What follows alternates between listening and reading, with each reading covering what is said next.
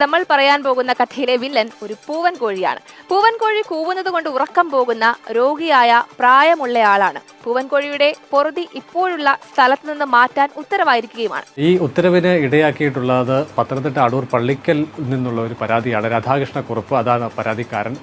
വിമുക്ത ഭടനാണ്. ഏറെക്കുറെ 80-നടുത്ത് പ്രായമുണ്ട്. വീട്ടിൽ ഒറ്റയ്ക്കാണ് താമസം. വീടിന്റെ 2ാം നിലയിലാണ് അദ്ദേഹത്തിന്റെ കിടപ്പുമുറി. തൊട്ടടുത്ത വീട്ടിലെ താമസക്കാരൻ അനിൽകുമാർ, അദ്ദേഹത്തിന്റെ വീട്ടിലെ കോഴിക്കോടിന്റെ സ്ഥാനം ടെറസിന് മുകളിലാണ്. ചുരുക്കത്തിൽ രാധാകൃഷ്ണക്കുറുപ്പിന്റെ കിടക്കയുടെ സ്ഥാനവും അയൽവക്കത്തെ വീട്ടിലെ കോഴിക്കോടിന്റെ സ്ഥാനവും ഏറെക്കുറെ ഒരേ നിരപ്പായി വരും. പൂവൻകോഴിയാണെന്നതോട് തന്നെ അതിരാവിലെ അത് ഉണരും. അതോടൊപ്പം തന്നെ 2:30 സമയത്ത് കൂകി വിളിച്ചു തുടങ്ങും. അങ്ങനെ പൂവൻകോഴിയുടെ കൂക്കു വിളി കൊണ്ട് രാധാകൃഷ്ണക്കുറുപ്പിന്റെ സ്ഥിരമായി അദ്ദേഹത്തിന്റെ ഉറക്കം നഷ്ടപ്പെടുകയാണ്. അങ്ങനെ ഇതൊരു നിരന്തര സംഭവമായി മാറിയിരിക്കുകയാണ്. ഏറെക്കുറെ 1.5 വയസ്സ് പ്രായമുള്ള സാമാന്യ ആരോഗ്യമുള്ളതാണ് പൂവൻകോഴി. അങ്ങനെ അദ്ദേഹം ആദ്യം ഈ പരാതിയുമായി അനിൽകുമാറിന്റെ കുടുംബാംഗങ്ങളെ സമീപിച്ചു. അവർ വഴങ്ങാൻ തയ്യാറായില്ല. അങ്ങനെ ഗ്രാമപഞ്ചായത്ത് സെക്രട്ടറിക്ക് പരാതി കൊടുത്തു. വില്ലേജ് ഓഫീസർ സമീപിച്ചു.